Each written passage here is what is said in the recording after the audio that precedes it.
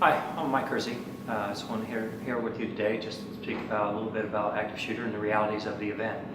Some things you may not know about the reality and things you may know versus how we respond now versus some of the changes we're trying to make.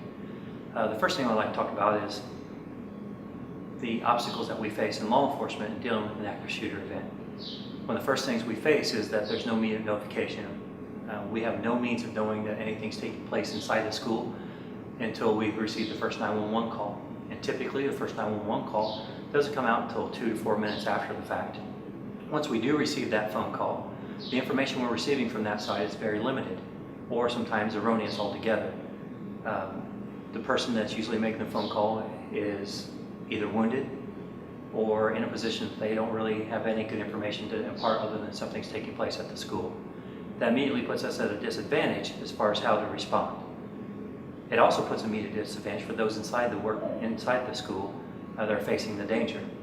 They don't know anything's happening either until an alarm goes off or they hear the gunshots themselves, which is very difficult to determine in reality. The media's done, and the movies have done a really bad job of educating us on what gunshots sound like inside a building. They're very difficult to, one, recognize that that's what they in fact are. Two, is to know how close they are or where they're coming from. We face the same obstacles when we enter a building of not knowing where the shots are coming from. So it's very difficult to determine whether it's an active shooter going on at the moment or something else. The second thing we face is most of it's based upon time. Time one is first notification, not knowing anything's happening.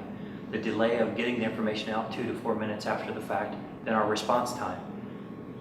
The average response time is going to be anywhere between 7 and 12 minutes or more, depending on the locations. So that puts us behind the reactionary curve. The other thing to understand about that, why that's so critical, is the active shooter events today usually takes about 6 minutes from the beginning to the end of the shooting. So we're behind the reactionary curve when it comes to responding to the event. We're actually outside the curve of the end to where it's very difficult for us to be involved in the mitigation or resolution of the event. Keep in mind that statistically, since the events are getting shorter and shorter in duration, but the casualty rate is going up, it's averaging out to about every 7 to 9 seconds someone's being shot. It's not hard to do the math to figure out the detriment that places us in when responding to an event, given our response time. The other thing we don't have in place is we do not have the ability of any actionable intelligence inside the building. We may now know that something's going on in the building, but we don't know what, where, who's doing it, if it is a shooter, what kind of a platform he has to utilize, if he has IEDs or explosive devices of any kind. We have no idea where he's at inside the facility as he's moving. It's very difficult to track if you don't know where he's at. So therefore, when we respond, again, once we're inside the building, we're responding blind, that we're constantly assessing what's in front of us to determine our response. The other thing that we face is there's no way of protecting those within the space prior to our arrival.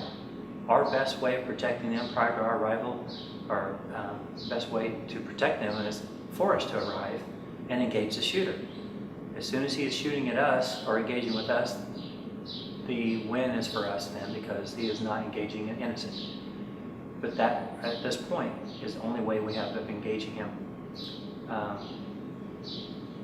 So those are the biggest hindrances that we have to face.